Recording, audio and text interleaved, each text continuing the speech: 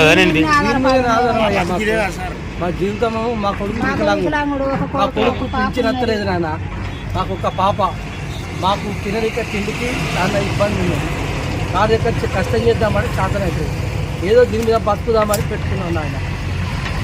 ఈ 10 రోజులు మా వాళ్ళు బాగలేక ఎంజేవులు ఉన్నాం సార్. ఎంజేవులు ఉంటే ఇక వచ్చేటప్పటికి గుడిసంతా కూడా వీకిండు ఎత్తేసి ఆ గుడ్డ నుంచి దీని ఎత్తే మాకు ఇప్పుడు కష్టం అవుతుంది తీసుకొని.